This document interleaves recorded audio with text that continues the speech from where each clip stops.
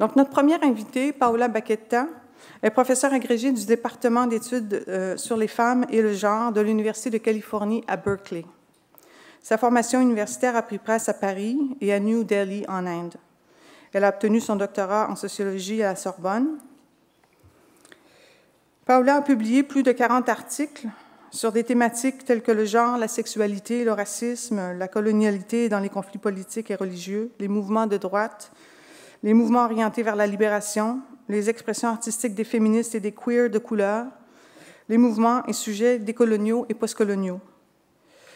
Elle a bien sûr également été l'auteur de plusieurs livres et de livres collectifs sur le genre et la nation hindoue, la construction des identités dans les discours nationalistes hindous, un livre aussi sur les femmes de droite. Elle a coédité des livres sur le féminisme postcolonial et queer. Elle a terminé récemment un livre qui porte sur les alliances et les coalitions féministes et queer. Et donc, elle est très, très occupée, Paola.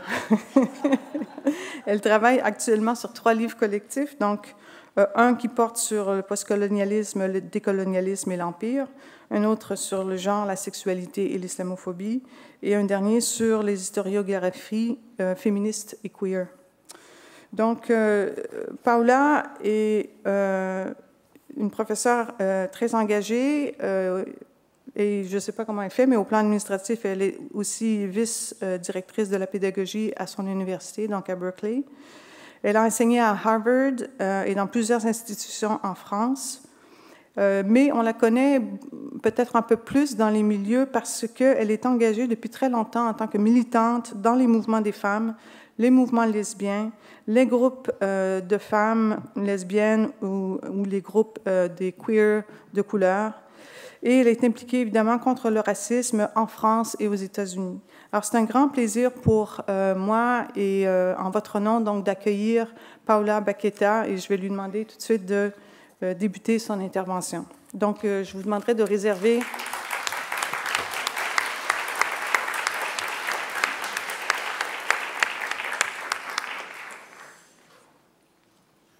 Merci pour cette introduction étonnante. Bon, est-ce que c'est... Oui, je me découvre. OK, comme ça, c'est bon? OK. Je voudrais remercier tout d'abord le peuple de la nation Mohawk de me permettre d'être ici chez vous pour participer à ce congrès. Et c'est la première fois que je viens à Montréal et c'est vraiment même plus beau que je n'imaginais.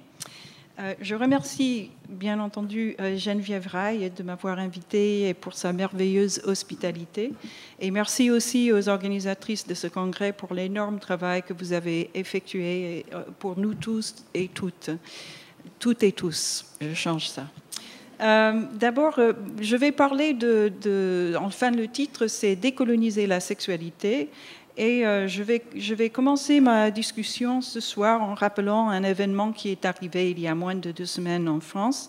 Le dimanche 16 août 2015, Amal Bentoussi, qui était enceinte de 6 mois, a été battue par la police dans un parking devant ses enfants âgés de 13 et 2 ans et son mari lorsqu'elle tentait d'empêcher pacifiquement la police d'étrangler un jeune homme devant elle. La sœur du jeune homme criait « C'est mon petit frère, laissez-le, vous allez le tuer ». En 2012, Amin Bentoussi, le petit frère d'Amal, avait été assassiné par la police, abattu dans le dos, dans ce qui est devenu une affaire très médiatisée, et probablement certains d'entre vous avaient entendu parler de cela. Après l'assassinat d'Amin, Amal a fondé le collectif Urgence Notre Police Assassine, qui réunit des membres de familles de personnes assassinées par la police afin de chercher ensemble à obtenir la justice. Amal est la principale personne qui appelle la marche de la dignité et contre le racisme qui aura lieu à Paris le 31 octobre. Elle est aussi membre du comité qui organise la marche. Mon intervention ce soir ne porte pas sur la violence de la police, ni sur Amal, ni son travail politique. Il porte sur la question connexe de décoloniser la sexualité. En fait, la violence qui est arrivée à Amal, son frère, toute sa famille, est tant d'autres en France et tout à travers le monde, ne peut se produire qu'à cause d'une longue généalogie et présente du racisme, du colonialisme et de la colonialité, qui sont toujours profondément sexuées et genrées. Dans la culture française dominante, chez l'État et ses appareils, en général, une femme qui est enceinte, une femme blanche qui est enceinte de 6 mois est traitée avec du respect ou au moins avec soin. Beaucoup de féministes ont longtemps critiqué la glorification misogyne de la maternité tout en luttant pour les droits des mères et de toutes les autres femmes. En effet, dans les contextes misogynes, la maternité est instrumentalisée pour limiter la vie des mères et pour marginaliser ou éliminer des corps féminins non reproductifs et de les construire avec plein d'insultes, notamment quand il s'agit de lesbiennes, de queer ou de femmes transgenres. Donc, dans beaucoup de cas, les femmes sont considérées comme des non reproductives, sont considérées comme des égoïstes, des antisociales, des folles, etc. Il y a une longue liste d'insultes que nous connaissons toutes. Mais lorsque la mère en question est une racisée, sa vie, littéralement, n'a pas d'importance. Et cet acte a pu avoir lieu parce qu'il s'inscrit dans une très longue histoire d'actes contre les femmes racisées, qui visent à empêcher la reproduction de sujets racisés, que cela soit par l'assassinat, la mutilation, la stérilisation, l'enlèvement, le déplacement. Mais l'assassinat de son frère, Damal, par la police est également genré et sexué, mais je n'ai pas le temps de rentrer là-dedans, je vais en parler peut-être tout à l'heure. Ce soir, mes remarques seront organisées dans 4 parties. Je vais d'abord aborder la question des généalogies et contours de la sexualité colonisée. Deuxièmement, je vais présenter quelques apports théoriques venant de 4 champs d'études qui placent la sexualité colonisée au centre.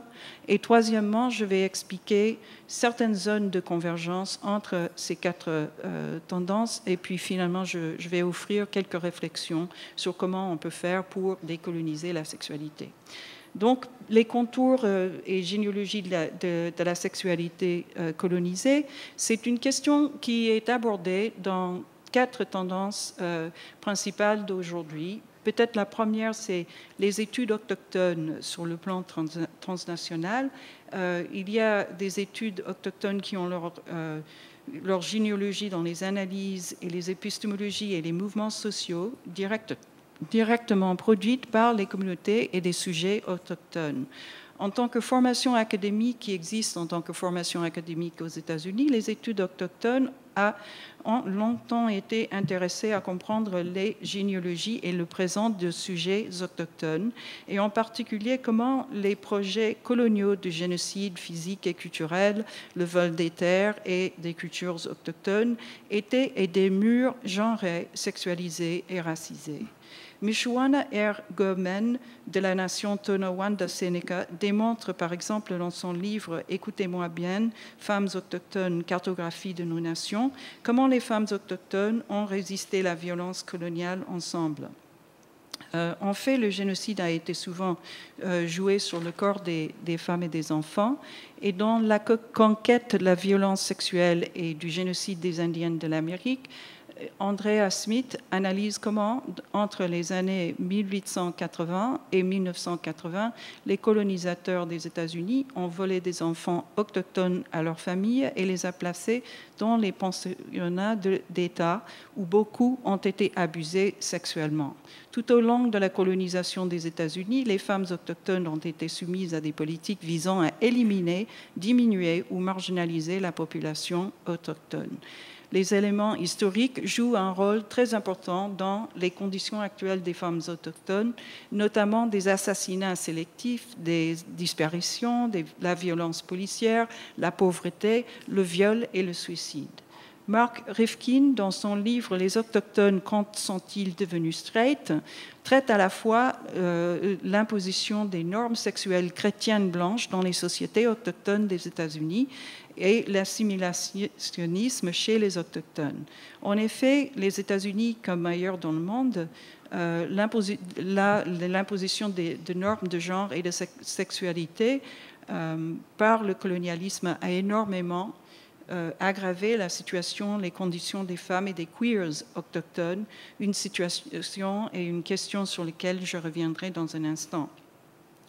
Dans un article récent publié il y a une semaine, intitulé « Indigenous Feminisms, femmes autochtones », Joanne Barker de la nation Lenape complique de manière très constructive notre compréhension de la résistance autochtone en soulignant qu'il n'est ni exact ni utile de glorifier la résistance oppositionnelle des femmes autochtones contre les normes sexuelles chrétiennes imposées par les colons, c'est-à-dire que la situation est beaucoup plus compliquée que parfois ces mêmes femmes ont utilisé ces mêmes normes à leur fin. Barker montre comment les femmes autochtones ont lutté contre la violence sexiste et sexuelle de l'impérialisme américain et elle explique aussi comment les colons ont construit les peuples autochtones comme des figures qui sont toujours et déjà et continuellement déjà morts et déjà partis, et de sorte à laisser le terrain pour que les colons puissent s'approprier de leur terre, de leur culture et tranquillement tout approprier. Andrea Smith, dans son article « Les études autochtones et les études queer », avertit les collègues qui travaillent aujourd'hui dans le domaine de la queer of color theory et aussi de la théorie postcoloniale queer que, bien que par inadvertance, on risque de reproduire les logiques coloniales du génocide lorsque, tout en faisant la fête parce qu'il y a des expressions lesbiennes, gays, queer et trans de couleur, qu'en même temps, si on ne tient pas compte du fait que des conditions matérielles et culturelles et des sujets et des résistances des autochtones queer et non queer, on risque de reproduire le génocide. C'est-à-dire que cette disparition, c'est toujours cette disparition. Aussi, au sein des études autochtones, il y a une forte engagement envers les épistémologies autochtones. Je n'ai pas beaucoup de temps pour en parler, mais je veux juste signaler que, par exemple, des études faites sur les îles de la mer Pacifique soulignent que les pays du Nord imaginent les îles de la mer Pacifique comme des petites terres insignifiantes sur la carte du monde, mais pour les peuples qui y vivent, leur monde inclut la terre et la mer Pacifique et qu'ils considèrent comme leur mère et leur grand-mère. Et donc, il s'agit vraiment d'un immense espace et qu'il est important aussi de souligner que c'est une figure de la mer qui est un peu en dehors de la misogynie. Voilà. La deuxième tendance dont je veux parler, c'est la théorie postcoloniale. La théorie postcoloniale a souvent été associée à l'Inde, et il est vrai qu'il s'est beaucoup développé en Inde, mais aussi en Afrique, chez certains auteurs francophones tels Achille Mbembe. Cela dit, ce champ d'études est lourdement endetté et encore à d'autres auteurs francophones. Je veux dire, Frantz Fanon, Aimé Césaire sont vraiment à la base de ces théories-là. Et sans entrer dans l'histoire de la théorie postcoloniale, je vais juste dire quelques mots sur la théorie féministe et queer postcoloniale. Voilà. Peut-être l'apport principal de la théorie féministe postcoloniale a été de démontrer la place centrale du genre et de la sexualité dans la formation coloniale de relations de pouvoir, de sujets et de populations, y compris des sujets qui sont loin des colonies. Et Fanon avait proposé, et Albert Memmi aussi a élaboré, comment le colonialisme ne peut se résumer simplement à un acte du colon présumé actif contre le colonisateur présumé passif.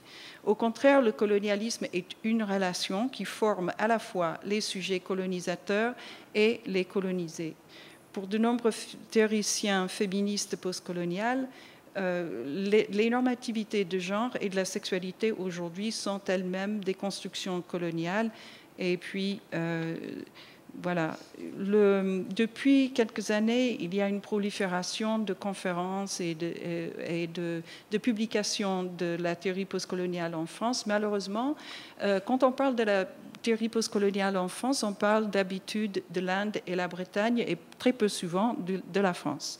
On voit qu'il y a un peu, ça commence à se corriger un tout petit peu. Par exemple, il y a une conférence qui va avoir lieu au Havre au mois de novembre et qui traite vraiment de manière très centrale de la colonisation de la France, de la colonisation française. Je veux juste signaler que il y a Fatima Mernissi, Lara Stoller et d'autres livres féministes postcoloniales en français, et cela signifie que face à cette relation coloniale dans le contexte francophone, on voit souvent dans ces ouvrages que il y a du colonialisme flagrant, je veux dire, on répète des discours coloniaux de manière flagrante ou de manière subtile. Par exemple, du côté flagrant, on peut se rappeler du discours hegelien de Sarkozy à Dakar et sur la façon dont, à son avis, l'Afrique n'a pas d'histoire. On peut rappeler avec cela le fait que Luce Irigaray avait souligné il y a longtemps comment en Occident on associe des hommes, blancs sûrement, à l'histoire et le mouvement et la culture, tandis qu'on associe les femmes à la stagnation et à la nature.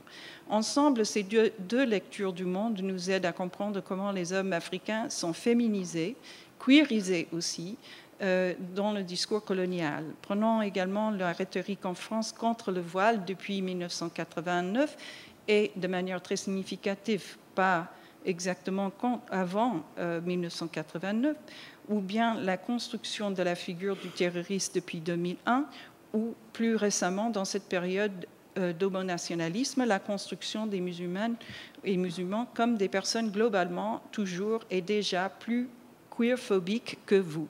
Tous ces discours sont genrés, sexués, coloniaux, islamophobes et racistes à la fois et ont des effets extrêmement importants. La troisième tendance dont on peut soulever, c'est la question, la théorie décoloniale. La théorie décoloniale émerge après la théorie de la dépendance en Amérique latine.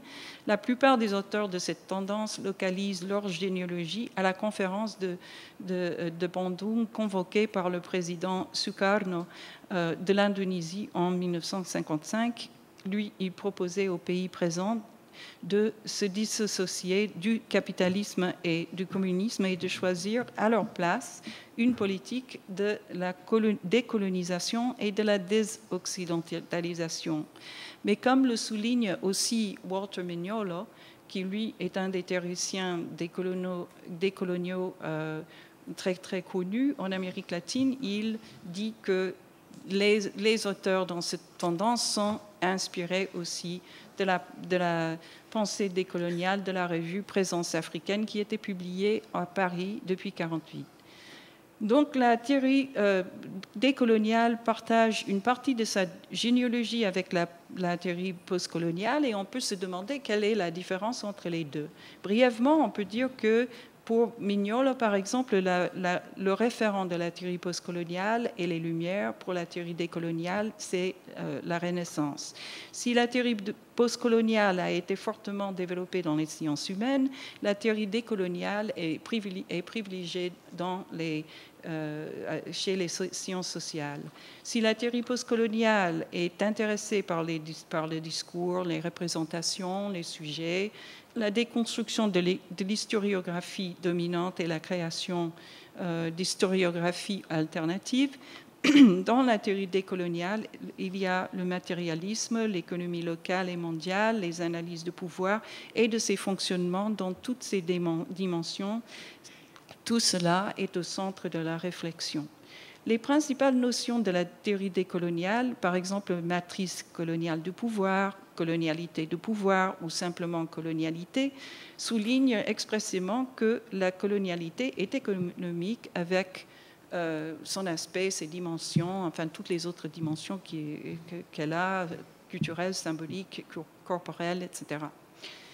Un présupposé de base de la théorie décoloniale est que le colonialisme organise aujourd'hui chaque aspect des relations de pouvoir, qu'il soit à petite ou à grande échelle. La colonialité de pouvoir inclut donc le capitalisme mondial, les machines de guerre du Nord global, le complexe industriel des prisons, les relations entre l'État, ses appareils, les institutions, les peuples et les relations de la société civile entre les individus. Aussi l'État sécuritaire, toutes ces dimensions, tous ces registres et les effets divers du colonialisme dépassent la colonisation et l'indépendance politique formelle. Ils restent avec nous. À son tour, la théorie féministe et queer décoloniale souligne la place du genre et de la sexualité dans la colonialité, dans toutes ses dimensions, dans tous ses registres. La théorie féministe queer et décoloniale a été élaborée dans plusieurs pays. Les versions les plus connues sont peut-être des études Chicana et Latina aux États-Unis et chez les féministes décoloniales en Amérique latine, mais il y a aussi une pensée féministe très importante qui s'élabore en France et Orlia Bouteja a joué un rôle principal à le développer. Et je ne vais pas rentrer dans toutes ces multiples contributions, mais juste signaler que pour les gens qui veulent, par exemple, en savoir plus sur ce que Orlia a écrit, tout est disponible sur le site web des Indigènes de la République. Et si vous voulez en savoir plus sur ce qu'ont écrit des féministes Chicana, Latina et de l'Amérique latine, il y a des traductions qui sont disponibles, des traductions en français, sur le site des cahiers du CEDREF, gratuites et libres, vous pouvez les avoir.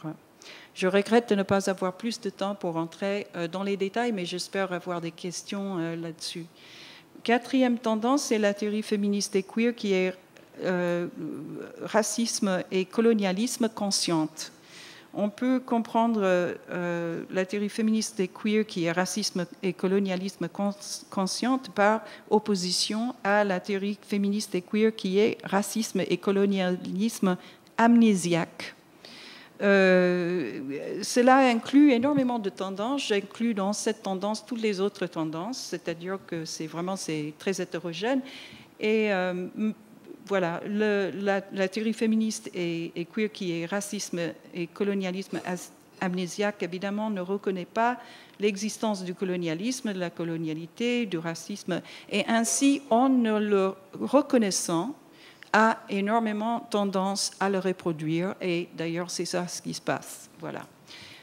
Par contre, la théorie féministe et queer qui est race et colonialisme consciente est principalement une création de féministes et de queers autochtones, indigènes, of color, mais aussi de nos alliés et de toutes les couleurs, de toute positionnalité.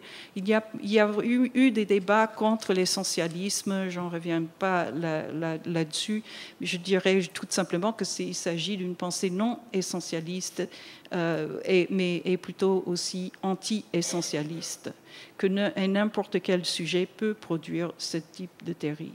Pour ce courant, le colonialisme est toujours genré et sexualisé. Le genre et la sexualité sont toujours formés par, dans et en fonction de la colonialité. À titre d'exemple, il y a le livre de Siobhan Somerville qui queerisait la ligne de couleur, le racisme scientifique et l'émergence du corps homosexuel, publié en 2000. C'est un classique maintenant, et qui souligne comment, au cours du XVIIIe et XIXe siècle, les constructions homophobes de l'homosexualité et les constructions racistes des races sont informées l'une par l'autre et s'entrecroisent. Plus tard, avec comme point de départ la volonté de savoir de Foucault, c'est-à-dire le premier volume de l'histoire de la sexualité, Neville Hode, dans son article « Le développement arrêté, résister les récits évolutionnaires de la différence », élabore certaines figures de ce répertoire homo-race, y compris la figure du primitif colonisé et infantilisé, dans lequel sont alignés d'une part la figure freudienne du sujet homosexuel pré-édipienne et d'autre part la figure construite dans le racisme scientifique du sauvage infantile. Il y a un mariage entre les deux. Aujourd'hui, l'un des débats très importants de cette tendance se déroule entre les universitaires qui étudient le Moyen-Orient et les militantes situées au Moyen-Orient. Je fais référence par exemple aux travaux de Joseph Massad, professeur à l'Université de Colombie et d'origine palestinienne, qui argue contre ce que lui, il appelle le international gay, le gay international, défini comme des organisations qui veulent aller sauver tous les queers dans le tiers-monde et qui imposent les identités LGBTQ occidentales au Moyen-Orient et que de nombreuses ONG, d'après lui, au Moyen-Orient, adoptent ces identités et les renforcent au détriment des sujets queer au Moyen-Orient. Mais à vrai dire, ce débat est beaucoup plus long et on connaît juste cette partie du débat maintenant, mais il a commencé il y a très très longtemps. Il y a par exemple les travaux de José Muñoz, un livre qui s'appelle Désidentification, les queers de couleur et la performance politique, qui argue que les queers of color désidentifient avec les queers dominants, notamment, et expriment notamment une politique au sein des performances politiques créatives. Et le terrain, c'est des chicanas, les latinas queer de la diaspora. Il y a aussi les travaux de Martin Manalassen, diva mondiale et homo philippin dans la diaspora, qui aussi invoque les impositions d'identité, mais qui aussi déplace notre attention vers les résistances. Il y a un numéro spécial d'Antipode, le journal géographique, dans lequel il y a plusieurs personnes qui interviennent, y compris moi-même. Je dirais juste que je pose un concept qui est récalibrer l'échelle du queer transnational et qui concerne la nécessité de récalibrer notre vision à l'échelle locale afin de comprendre les sujets, les pratiques, les identités et la politique dans leur propre contexte, dans leurs propres termes, à travers leur propre épistémie, et sans imposer une grille dominante d'intelligibilité avec ses logiques, ses catégories, ses présupposés et ses conclusions, qui par la suite vont tordre la réalité des personnes qu'on essaie d'étudier. Mais revenons aux travaux de Massad et au débat sur la pratique et les identités. Pour lui, il n'y a pas d'identité homo ou queer au Moyen-Orient. Ils partent de Foucault qui qui pose un binaire en fait entre l'identité queer et homosexuelle et pratique et la pratique de l'homosexualité. Alors il y a aussi des personnes qui ont contesté fortement, par exemple la lesbienne palestinienne Samar Habib, universitaire, qui dans une série de livres démontre amplement des identités lesbiennes. Je pense en particulier à des titres qu'elle a fait tels l'islam et l'homosexualité, l'homosexualité féminine dans le Moyen-Orient, histoires et représentations, textes arabo-islamiques sur l'homosexualité féminine, 850 jusqu'en 1780. Parce que Massad cite plusieurs groupes militants travaillant dans le Moyen-Orient, il y a aussi des gens qui s'élèvent contre lui. Et par exemple, le groupe LM du Liban le traite d'homophobe irrespectueux du travail des militantes et hors du contact avec la réalité au Moyen-Orient. Anine May, qui est la fondatrice de l'organisation lesbienne palestinienne Al-Cause, reprend également cette question dans une série d'articles, mais elle dit qu'elle estime que c'est très important pour des lesbiennes palestiniennes de s'organiser de manière autonome, non pas de manière séparée, et de lutter, non pas avec les autres mouvements homo, LGBT, lesbiennes, etc., dans le monde, mais plutôt de lutter avec le peuple et du côté du peuple palestinien pour la libération de la Palestine. Et donc, c'est le travail de Alcoz. Avec toutes ces complexités à l'esprit, je continue à penser que c'est vraiment important de localiser nos analyses. Je passe maintenant, je vais en dire 2 mots sur les zones d'accord, de convergence et de la continuité à travers les 4 tendances. On peut soulever qu'il y a beaucoup de... En fait, c'est très riche comme domaine de discussion, et donc il y a aussi des désaccords, mais je ne veux pas dire que tout le monde est d'accord, etc. Mais je veux juste revenir vers certains points d'accord. Et premièrement, tous sont d'accord que le colonialisme a imposé ses propres normativités de genre et de la sexualité sur les populations et les espaces colonisés. En ce faisant, le colonialisme a considérablement aggravé la situation des femmes et des queers, tout en affirmant dans ses discours civilisationnels et de sauvetage que le colonialisme a amélioré leurs conditions. Ainsi commence, par exemple, la pratique de ce que Rabab Abdouhadi et d'autres appellent le féminisme colonial d'État, mais il y a aussi le féminisme colonial de la société civile. Cela a des effets économiques, psychiques, épistémologiques et culturels. Par exemple, les économies colonisées réorientées pour survivre les colons imposent une division sexiste du travail qui perturbe, interrompt et restructure les formations de parenté. Un exemple est l'affectation de tracteurs aux hommes en Inde au nom du développement rural, une pratique qui déplace les femmes qui étaient autrefois les principales responsables de l'agriculture dans de nombreuses communautés. Ainsi, les femmes occupaient une place importante à la fois dans l'économie et la parenté, mais elles se voient marginalisées et dépourvues de pouvoir. Deuxième point d'accord, les différentes tendances sont d'accord sur l'idée que le genre et la sexualité sont au cœur de ce que Gayatri Spivak appelle la violence épistémique coloniale. En effet, le colonialisme a imposé sa propre vision du monde, sa manière de penser, ses logiques, ses présupposés, ses catégories, ses conclusions, et cette imposition violente a des effets matériaux aujourd'hui. Je pense que j'ai donné quelques exemples, mais à côté des discours de la mission civilisatrice et du sauvetage, on peut parler de l'exotisation et de l'exceptionnalisme qui, eux, sont construits en termes d'excès et de manque par rapport aux normes du colonisateur, c'est-à-dire des normes dominantes. Donc, on voit que dans les représentations coloniales, on voit soit des termes soit d'excès ou de manque.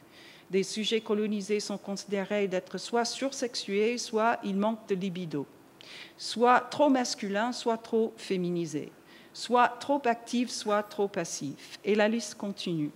Les femmes colonisées sont contradictoirement construites comme des figures sexuelles hyper séduisantes, donc l'image de la travailleuse de sexe racisée, les lesbiennes ayant les rapports sexuels toute la journée et toute la nuit ensemble dans les harems, soit elles sont construites comme les victimes impuissantes des hommes colonisés, victimes qui nécessitent l'aide des hommes colonisateurs, qui eux sont si bons et si féministes et si généreux qu'ils vont les sauver, c'est-à-dire l'action que, en fait, ce discours que Gayatri Spivak résume succinctement ainsi, elle dit « Les hommes blancs sauvent les femmes brunes des hommes bruns ». À leur tour, certains hommes colonisés sont assignés la hypersexualité. Les discours coloniaux sont le plus souvent soutenus par ce que moi j'ai appelé la preuve réductrice. Et par cela, je veux dire juste qu'on sélectionne, par exemple, certains aspects, certaines pratiques qui sont souvent très minoritaires, comme l'était par exemple la sati en Inde. Et à partir de là, on généralise, et ça c'est la preuve réductrice la preuve réductrice, c'est qu'on le trouve. Ou bien on trouve un sujet qui a dit ceci, donc c'est la vérité. Et donc la preuve réductrice, c'est vraiment c'est quelque chose de hyper marginal que après on va généraliser à partir de là et on va voir, je veux dire, à travers l'optique coloniale, il est possible de tout voir et de généraliser. Voilà. Et donc, je veux aussi souligner le fait qu'il s'agit non seulement de stéréotypes, mais plus loin que des stéréotypes, aussi de ce que Bell Hooks appelle les controlling images, ou les images qui contrôlent, qui surveillent, qui limitent, qui dominent des sujets. Le concept de image qui contrôle nous aide à comprendre un phénomène bien identifié aussi dans les travaux de Monique Wittig, par exemple, c'est-à-dire comment les images ne sont pas que du visuel, mais plutôt elles ont des effets matériaux, très concrets. Un troisième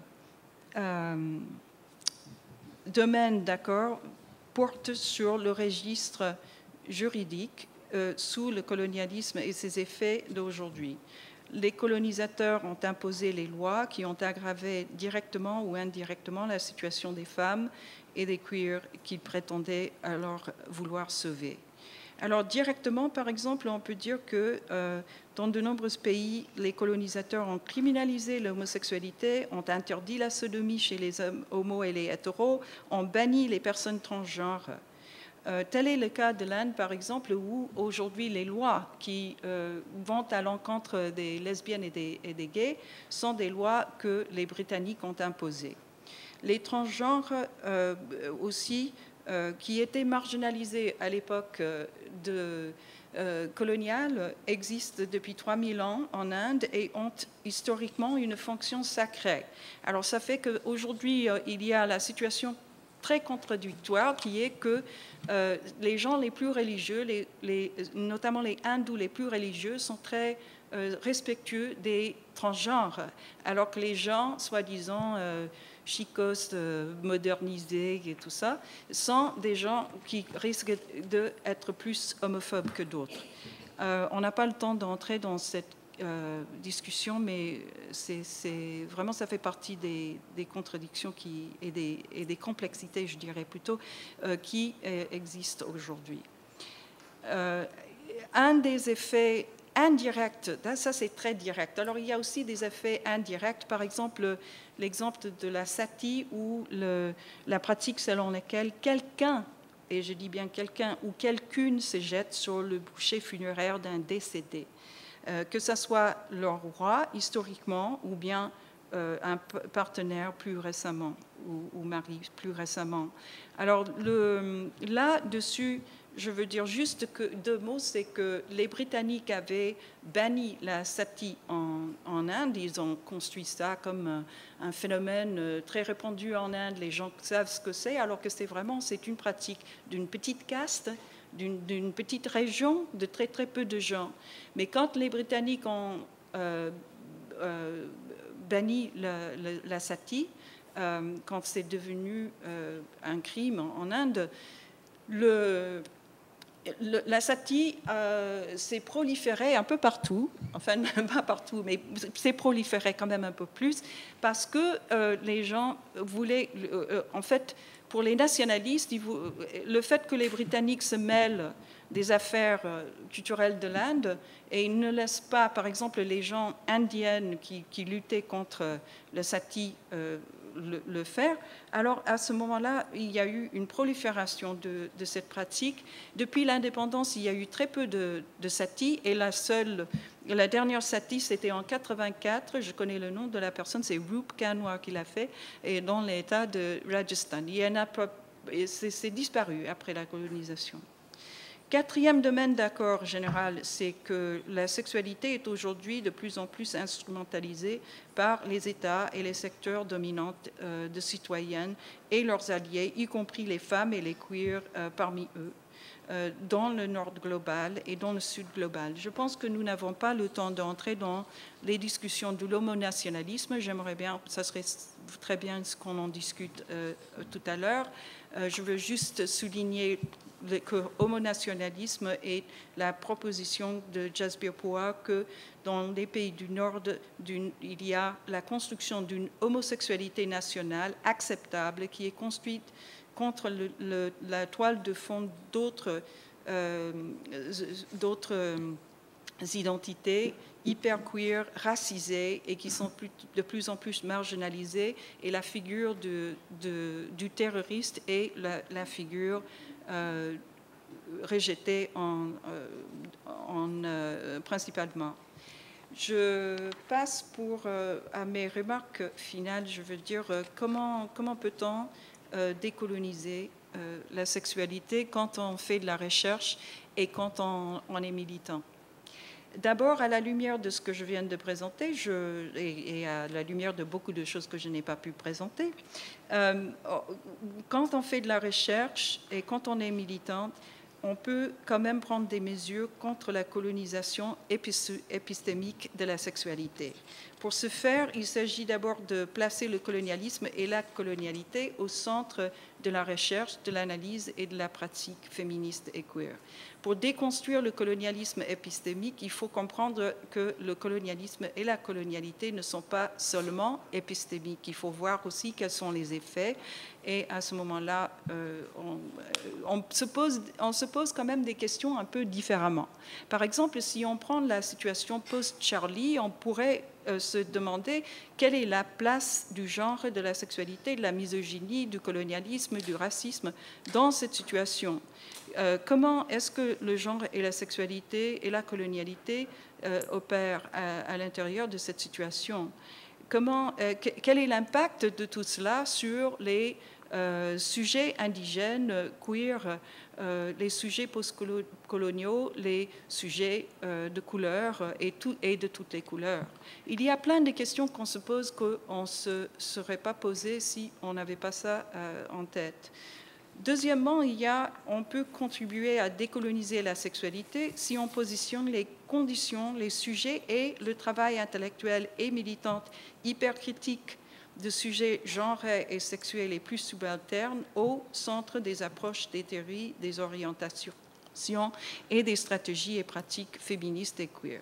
Et par exemple, l'histoire qui a été écrite, l'histoire du féminisme en France, moi, je n'ai pas vu beaucoup d'histoires du féminisme en France qui tiennent compte de tous les groupes, de toutes les militantes, de toutes les femmes et lesbiennes de couleur, et venant, par exemple, de tous les pays du monde. Je n'en ai pas vu. J'espère qu'il y a des doctorantes actuellement qui vont corriger cette question, mais c'est une honte et que ça continue.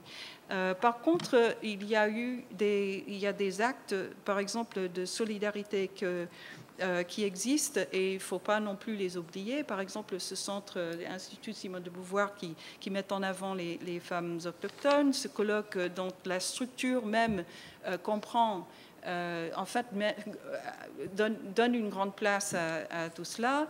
Je veux souligner aussi qu'il y a eu des traductions de textes, par exemple de Bell Hooks ou bien de Audre Lorde, des copines sont ici qui l'ont fait, et tout cela, et ce sont des actes de solidarité qui nous avancent.